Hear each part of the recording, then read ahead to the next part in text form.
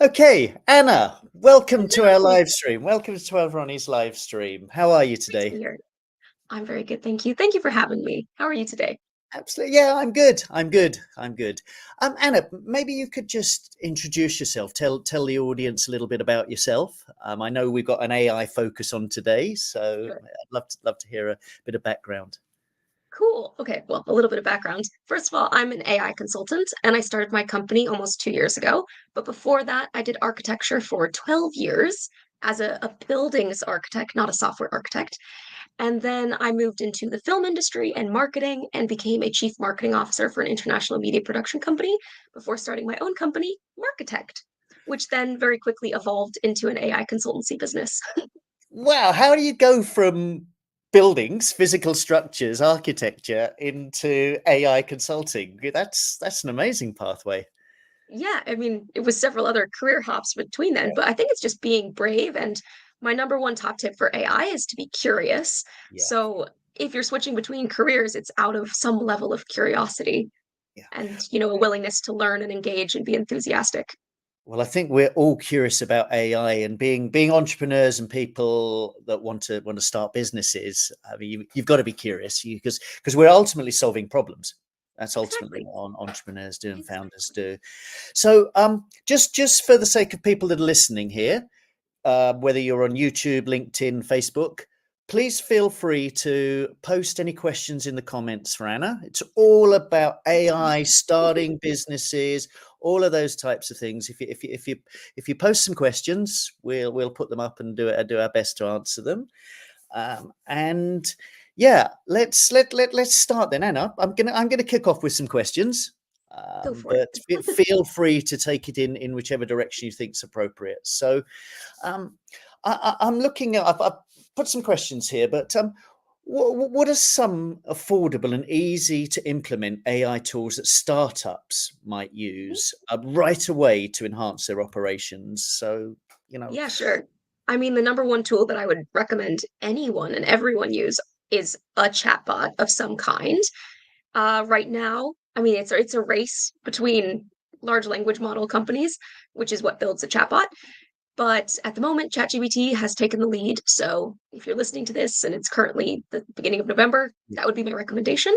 And if you're an entrepreneur and you have any type of private information or client information that you'd like to be kept private to not put you at any risk, then yeah. I would definitely recommend using a pro account, which is only, $24 a month. So it's definitely worth it to keep yourself safe and also get a bunch of the extra features, which is cool. Oh, that's so. Just clarify for my sake. So things like Chat GPT, I think of I've heard as large language models and Gemini and Yeah. Perplexity and ones Oh, all of yeah. these types of things. They're chatbots, are they? They're Yes. essentially chatbots. So Large language models, chatbots. okay, Um, I use five, well, well, sort of six, but five. I use ChatGPT, Claude, yeah, Google's Gemini, also Google's Notebook LM, which uses Gemini Pro. So if you want to have a shortcut to use Gemini Pro, you can use Google's Notebook LM, which is currently free. yeah. And then Copilot. So if you are a Microsoft user and you already have all those integrations, I would recommend using Copilot. And then Perplexity is, yeah, also a really good one. And there's a Right. bunch. There's so many out Yeah. there. And in the next 2 years, you will see who actually stays at the top and who fades into obscurity. No, absolutely. And you mentioned the difference. So the pro versions, the paid for ones, they can keep your data private. I guess there's some sort of setting or something you can do that you don't share the Yes, it data. is what the companies say. They say they don't use them for training data. Yeah, The only way to really ensure that it's completely ring fenced would be to build your own GPT model, which you can do with ChatGPT Pro as well. right. So you can then feed in your own information. And you can do that with Google Notebooks LM as well if you want to create something that sounds like you in your voice rather than feeding it into a chatbot Yeah, GPT model that you're actually constructing. So there's a lot of interesting things that you can do with different platforms. brilliant. And outside of these chatbots for startups, are there anything else, or are they all, or Yeah. is everything sort of built on these chatbot models as such? I mean, I can tell you that whatever you need to do in your business, there is very likely an AI out there that can help you, and it might be free or some level of freemium or paid version. There's a couple great sites like there's an AI for that is one of them. Yeah. Future Tools is another where you can actually look up, if you're looking up animation, it will show Yeah. you all the AI animation tools. If you're looking up translation tools, there's also Super Tools. So Super Tools, Future Tools, there's an AI for that. Those are ones where you can just search for AI platforms. I would also recommend most companies can benefit from an AI meeting assistant, and Yeah. not just for client meetings, but to be able to transcribe stuff and then take that transcription and feed it into a chatbot. Yeah. You can do so many amazing things. I mean, So that's also a good one. I use, I don't know what you would call it, whether you'd see classify it as that. I use when I do a lot of Zoom meetings. I Yeah, mean, most of my things are on Zoom, and I use something called Read AI, which takes my notes yeah, yeah, and yeah. That's one of them. I mean, even if you're just turning on Zoom's summary tool, that is helpful because yeah, I actually prefer Zoom's summary tool than the AI meeting assistant summary that I use, which is called Fireflies. I right. still get the transcription and you still get the audio file from it. So, like, I think it's great. And I've actually advised some coaches who are starting their own business to clarify their messaging by just walking around with the transcription and talking about their business and talking about their potential clients and what they're good at. And then taking that transcription, dropping it into a chatbot and starting to interrogate it and ask it questions about what should their marketing messaging be, who should be their target market, what should their pricing be, lots of things. Well, I was actually going to ask about that because, bearing in mind most of our audience is like me, that we're not, not not scared of AI, but we're not AI gurus, professionals as such, and we're looking for sort of simple to use AI tools, Yeah, and most of it's around creating content or marketing or yeah, maximizing yeah. our online presence, and we don't have a big budget. I mean, we're not companies as such, so. I- in terms of those sorts of things for marketing and content Mhm. creation, is there Yeah. anything to elaborate on that side of things? Well, there's a bunch of exciting things you can do. So with a chatbot, you can generate months worth of content ideas and then potentially expand those into the copy for those content. And then you can take those into Canva, which has a lot of AI editing tools, as well as just it's great for creating presentations and social media visuals. And then I also use something called CapCut to edit my social media reels, which I do every single day of the week on 7 different social media platforms. So this is all possible because I have an AI supporting me and helping me go through my ideas, getting out which ones are best, helping me create the best like hook and story and call to Yeah, action and thumbnail caption and hashtags and all of that. So it's just about asking the right question. But if you can use these systems, which are all very user friendly and relatively inexpensive together, you can create a lot really fast. brilliant. That's so. There's so much you can do. I'm just posting a question up from Bill, Oh, Bill yeah. Murray, and I love Bill these sorts Murray? of His questions name is because Bill Murray? yeah, Awesome. I know, I'm brilliant. Awesome. He's actually one of our 12 Ronnie's mentors. So, Okay, cool. Hey, and, Bill. and Bill works very much on idea validation. But great question. What Yeah, shouldn't an entrepreneur use? Because we all talk about all the things we should use, but yeah. uh, what shouldn't we be using or use? So if we're talking about chatbots, I would say anything medical, mental health, or legal related is a riskier area. There are some unique chatbots that are great for like tax and accounting. There's one called Terrapin, which you can access through the Rebel Business School free membership site in their tax and accounting section. And then you can basically ask it questions and it will go straight to HMRC's website. So it's always up to date. Whereas most large language models hallucinate. I mean, to an Yeah, extent, about 10% of the time they hallucinate. So I always recommend people have critical judgment when they're using things. But creating contracts is a really risky area because a lot of large language models are also positioned on US information. So you could yeah, create a US employment contract instead of a UK one. It can potentially save you time. So if you created different areas of a contract and then took it to a lawyer rather than them having to create it from yeah, scratch, you would maybe not have to pay them as much and it would be a faster process. So there's that. Same thing with translation. Rather than paying someone to translate something from scratch, you might use an AI translating tool and then speed up the process and then have it just be checked by someone. A lot of the time, it is just checking these things. The risk in the mental health area is that some people will distance themselves even more from real people yeah, and dive deeper into technology, which can have really detrimental side effects.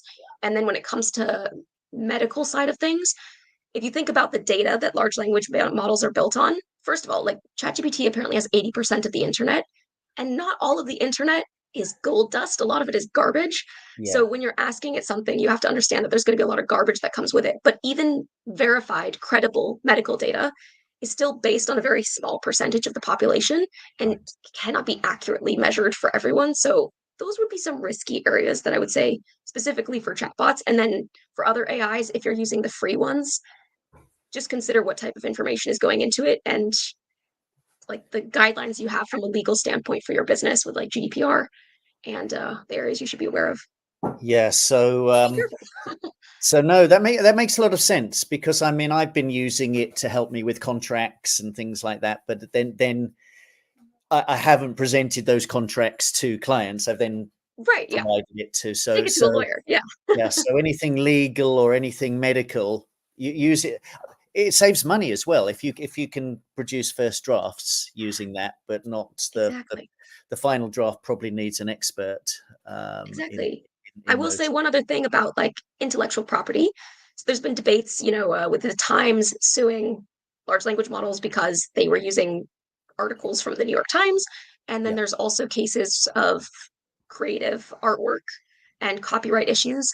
If you are creating any AI imagery, like custom generative AI imagery, it is technically classified as new, and in most cases, you do have commercial rights to be able to use it. But for your own peace of mind, I would zoom into every image and make sure that there are no watermarks or signatures, yeah, just to be safe. It is technically a custom piece of work. When I created my book last year in a week with AI about AI, I did a lot of chapter covers created in Midjourney, which is an AI editing tool. yeah. And yeah, I did have to check them, and some of them come out sort of strange. And if you want to use a free AI image generator, there's one called Leonardo.ai, which is great. And then also, if you have a account with Canva, you can use Dolly's AI image generation as well. There's a lot of Gosh, options out there. so many out there, isn't There's it? so I many. guess we're in the wild west of all of this. And I wanted to pick up on something you said about the data side of things, because I had a question about data, because AIs are based on data, aren't they? I mean, it's software based on data, Yeah. and startups don't have a lot of data. We're not companies now No. with years of trading and understanding our customers and have all of that types of data. So, given that we don't have a lot of data, are there any particular strategies that we can use to gain, valuable insights when we don't have a lot of data, or improve efficiency when we don't have a lot of data? I think you have to think about what your goals are, because if you're actually integrating an AI, like a custom one, or even just a particular AI system, you need to have a data strategy before you can have an AI strategy. So look at what data you do have, Yeah, and then what data you need to be able to reach your goals. So, what are your goals? Is it like growth? Is it scaling? Is it efficiency? What are they? And then look at what kind of data that you would want, and then how you would go about getting it.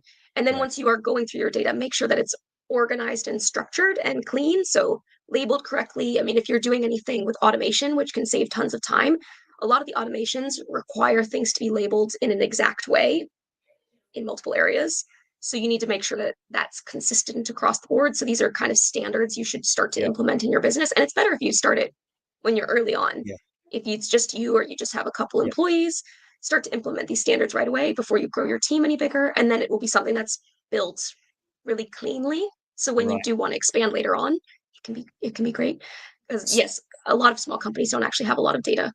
So if your data's just on some spreadsheets and some things like that, make sure your columns and rows are labeled correctly and things like that. It Yeah. is so, And yeah, you can actually take those spreadsheets and put them into chatbots to analyze them as well. yeah, So if you want to extract certain pieces of information, or you want to understand other insights rather than paying for a potentially expensive analytics-based AI yeah, tool, yeah, you can analyze it yourself with chatbots, which is why chatbots are my number one recommendation, because you can solve pretty much any problem. yeah, Like you can solve tech problems. Just a little hint, guys.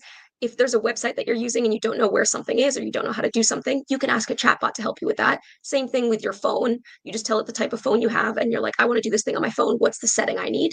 And it will give you instructions. It's not always correct, but it gives you a really good starting yeah. point to get through all of those blockages that you inevitably hit very frequently as an entrepreneur. Yeah, it actually sounds like the chatbots, the large language models, are are really the tool of choice for entrepreneurs, because we're jack of all trades anyway, Exactly. and we're So curious you have people. a 24/7 teammate partner. Yeah, That's how I see yeah, it. And yeah, if you have a team, think about it as like doubling your workforce potentially. If yeah. you can actually enhance productivity across the board and save your team a few hours a day because of streamlining and efficiency and productivity enhancement, because now they're being more self learners, more self starters, and they can actually go to chatbots for things and ask questions and then still use critical judgment to make sure that they're accurate, but then get through whatever stopping them with tasks. That makes a lot of sense, and that brings me on actually to a question that Christopher Norris has Yeah, asked sure. while you were, and was about, saving time and sort of. He's asked, what, as one of the benefits of AI is saving time and cost. What would you invest your extra time and money in doing? If you've saved this time, um, is So there? in some cases, it can be branching a new area of your business, like another area that you wanted to expand on, but maybe didn't have the time or energy to do beforehand. But I think I should probably start this sentence with how you are saving time, first of all. Yeah, So if you think about, most companies have some level of content creation or production of some kind that takes the bulk of their time and effort. And then the part that actually makes them money, which is the distribution, the action, the sales, is actually quite a small amount of their time and energy. yeah. So, in the simplest form, what would you do with your extra time and energy? Do the thing that's making you more money, Sell. or deliver a better service for your clients or customers. Yeah, But how you would reduce that time from, like, let's say 90% to 30% is the initial 20% would be discussions with an AI and making sure that it is getting in the direction that you want. And I think of this as 10%, 80%, 10%. So 10% is you putting in the initial context of what you are trying to get out of it. So yes, you would say, this is what I'm looking to do, this is why I'm looking to do it, here's all the contextual information that's necessary. And then you start a discussion with the chatbot like you would with an incredibly smart intern that you just need to explain stuff to. And yeah, then you get the bulk of the work done, which is the 80%. The last 10% is just making sure it's all accurate, making sure it has your brand's tone of voice or your own personal style, yeah, and then moving on to the part that makes you the money, which is the distribution, action, yeah, and sales. yeah. Making So making money, making sales. use Absolutely. it to save you time on things that are not that fun or that are super repetitive. And that is definitely a good way to use it, which is all the things that you don't like doing. But if there's something that you are also particularly fantastic at as an entrepreneur, use it with it, because it Yeah, will now become your superpower yeah. because you have an AI backing you up. So, No, I get that. It's knowledgeable. Bill's asked another question, and yeah. actually this area, myself and Bill, we work a lot in idea validation, because that's something that most founders skip.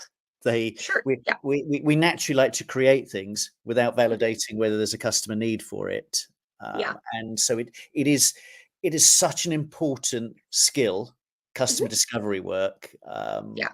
and I guess, for what are the best tools and tactics, AI Sure. tools and tactics for this area? I'm fascinated on this one. So there are some, but like they're a little bit pricey. If you want to go on the free end, it's not necessarily strictly AI, but I will give you some examples of how to get there. So even just going on incognito mode for your browser, typing in part of your keywords. So this is a lot of like SEO talk that I'm about to go into. But if you're thinking about your ideal customer, they are going to be searching for certain things online. So you go in, type in your initial keywords or something about your industry, and then look what the auto complete is. You can do this in YouTube as well with the ABC method. So for me, my keywords might be using AI. And then what I would do is type in using AI A, and then whatever comes up after A is that completed long tail keyword sentence, but then it's also what people are searching. So then using Yeah, AI B, what is the rest of that? What are the options? And then using AI C, what are the options? You can also go into answer the public. And when you're using your keywords, they will show you how those all fit within sentences that people are searching. So if you then want to create blog articles with those titles, that's yeah, something you can do as like your hit list for the next year. You can plan out all your content for an entire year if you really wanted to, if you're just doing all of your research in like a bulk session. Let's see, idea validation.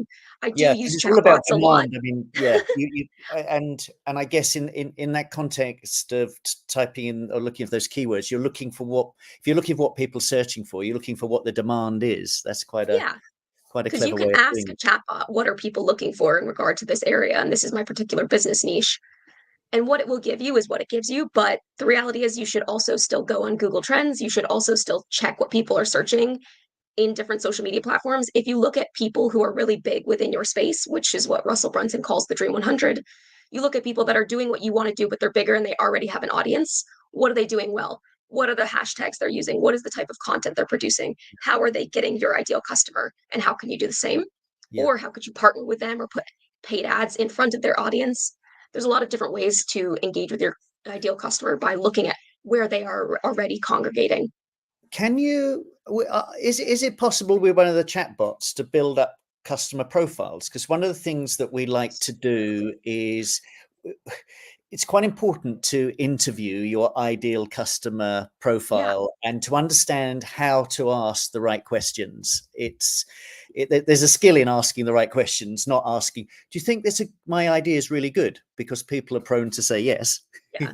Oh, it's great. And yeah, it's great. It's called the mum test. And, your mum never says you got to it's a terrible idea. Well, my mum probably would, but most would be nice. But but with that, we want to build up customer profiles based on a segment that we're targeting and that, and to be able to question them and understand more with them. Are we able to do that with the chatbot side of things? So, yes, there's some more complicated ways to actually build client avatars, which would, for those of you guys who don't know, would be potentially you might have three different profiles that would fit your product or service, and they're Yeah, different. One might be a middle-aged man who has recently retired for yeah, some reason, if he's yeah, middle-aged.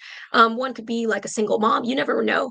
Like you just figure out who you're attracting based yeah, on the engagement that you're getting online, and yeah, then you can start to gather those avatars. It yeah, is possible to build them, but I've kind of found an easier way, which is through Google's Notebook LM. Basically, it's a learning tool. You can build notebooks of information and then ask it questions. So I've yeah, been looking at how you can do that with building like a marketing notebook and a sales notebook and a customer psychology notebook and an investment notebook. And then you can just interrogate it with verified information that is backed up by the large language model Gemini's Pro, yeah, but tries to keep all of its answers based on just the notebook. So theoretically, I'm still testing, you can put in all of your avatar information. So if they have like blogs or um, content in books, autobiographies that might relate to your specific client avatar, you can fill a notebook with each of them. So one notebook for this client avatar, one for this, and then you can ask it questions, like what pain are you going through? What problems can I solve for you? What's your biggest goal in life? yeah. Like how do I reach you? What's the best messaging to use? All of these things are questions that you could ask that chatbot. But I mean, it's yeah, No, no. I had a play with that last week. I used Notebook LM last week. It's Uh-huh. simply just Notebook LM, isn't it? Yeah. And I put in a couple of documents that Uh-huh. I've been working on about 12 Ronnies. And you can also put in your web address. I put in the 12 Mhm. Ronnies website, and it created actually a podcast for me, Oh yeah, as that's well as yeah. which was quite funny. It was, and so 12 Ronnies help with idea validation. And then you hear, oh, that's interesting. Tell me more. I really enjoyed it. But the part that you're talking about screen to ask questions of, Yeah. and break it down. So I found that quite interesting. But that's also part of another question I had, which is about Yeah. ethical considerations and all Mhm. about, um, using AI responsibly. I mean, are there some practical steps that we can take to use AI responsibly? And I'm just hearing in all the news about the ethical side of things at the Yeah. moment. I mean, there's a lot of different areas. It depends on what level you're talking about. So there's the EU AI Act that's coming out, and it kind of gives a lot of guidelines about how you should use it. A lot of it has to do with explainable AI because most of the AI that's quite prominent right now is made from the private sector with major companies producing it and not a lot of transparency. Yeah, So, from an ethical standpoint, on their side, they could allow more transparency. They could allow more diverse groups of people to even build and monitor the work that they're doing. yeah, As from a human individual perspective, it really depends on your level of ethics. I like to give a cover letter job application example. So if you, I'm going to also provide the context. You are desperate for a job. You're yeah, applying for over 20 jobs a day, and all of them require a cover letter. Okay. So you've taken the job description and copied it from the job site. You've dropped that into a chatbot and ask it to create a cover letter for you Yep. because it needs to be custom for each one and you just don't have the time and you need the money because you're going to be homeless. So you feel like you have to put ethics into a reality-based situation. Right. You can't just say, "Oh, that's right, that's wrong." There's gray Yeah. areas. So there's different levels for this. You could then go through the process of editing it and Yeah. then putting it in your own tone of voice or tweaking it, maybe adding in a couple words, but being like, that's good enough, or taking it, using it as an example, and then starting from scratch. There's Yes. many different levels of how you could approach it. Yeah. Or, I mean, there's just, it really depends. And I think it's up to each individual. It's not my Yeah. place to say, that's wrong, that's right. It's quite a big question, isn't it? Well, yeah, In of many course. ways. It's like an ongoing debate, but I think there's certain gray areas that I would avoid with chatbot. I mean, with like AI in general at the moment, which is mental health and medicine. Yeah. I think they have so many opportunities, positive opportunities for innovation and advancement, but at this time it is still quite risky. And Okay. I've had other AI consultants say, if you get involved in those spaces, you will go to prison. Well, let's go to a safe place then. Safe space here. We're Really not talking about key character AI area. right now. Really key area for entrepreneurs. Yeah. So business plans, funding side of things, grant applications, pitch decks. These are all things we all need money to start our businesses, whether it's our own savings, whether we need investors, grants, things like that. How can we use AI now? We've got this intern, thought partner, whatever we're calling it. How can we use it in these areas of business plans, grant funding, all of these types of things to Sure. help It us? depends on the type of business, and there's so many different levels of getting money. If Yeah. it's just sales related, you can actually have practice sales conversations with chatbots. If you have like one of the chatbots on your phone and you have the voice element installed and set up, you can just talk to it and ask it to critique your sales. You can have it create sales letters for you and help you with your closing emails and all of that. Sorry, stop you there, Anna. So I can just use, so on my phone, I can just use, I've got Gemini, and Yep.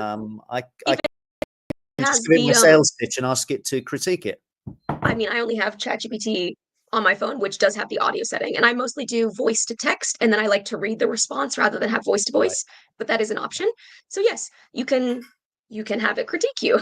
Gosh. It's like you can also have it teach your kids homework. Like you can have it Yeah. go through the Yeah. homework Yeah. assignments. There's so many things that like ChatGPT advanced a couple months ago. Awesome. But what about pitch Oh, decks and things like that, and other all of that levels. side of things? So I created a business plan and I had ChatGPT, no, I had Claude help me with certain elements of it. Yeah. And then once the business plan was complete and I was happy with it, I applied for a grant. Sorry, my voice is a little cracky. I No, I can applied hear for you. a I can grant hear you through, well.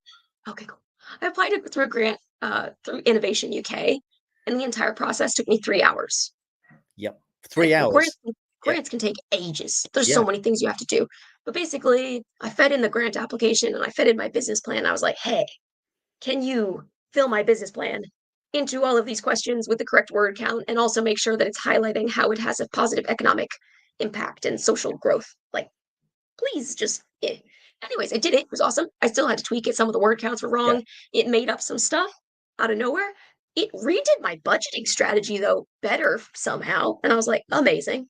So super useful. Incredible. And then for like pitch decks, kind of same thing. You can ask it if you don't know what a pitch deck is, what is it? What's the general outline? What does the best number of pages? What's the best way to get to the point? That kind of thing. Is So this you could feed information it your good? business plan. You could feed it your business plan and ask it to produce a pitch deck. Is Yeah. that right? I think you should also look at major like VC angel investor sites that will give you guidance on what they're looking for Yeah. rather than just rely on an AI. It's great. It's great to help you, but you should also be looking at other sources of information to verify that what you're doing is in the right direction. Anna, this is really useful. I'd love you to jump on another live stream with us at another date, but I'm aware we're running out of time. Oh yeah. You Nice to you see run you. workshops. Oh yeah. This is your area. Maybe you could tell the audience how they can get in contact with you. I mean, they can get in contact with you through 12 Ronnies, but how they can directly get in contact with you. A little bit about what you're doing, so that they can find out more. Great. I mean, you guys can reach out to me on LinkedIn or Instagram at Architect Anna UK. I also have my company called Marketect, so it's hello@marketect.co. And I launched an AI Academy a couple months ago, which is called the Small Business AI Club. So you can message me. I can send you the link to that. And I'm also launching an AI accelerator program. If your business is interested in like really transforming everything in the next 6 months, I'll be running a bunch of master classes and telling you guys more about that. So yeah, just reach out. Happy to help. And I hope you guys have fun with AI and get started. Thank you, Anna. Thank you so much, and hope to have you on our live stream again. Thank you very Thank much. you. Bye for Bye, now. guys. Bye. 1 second.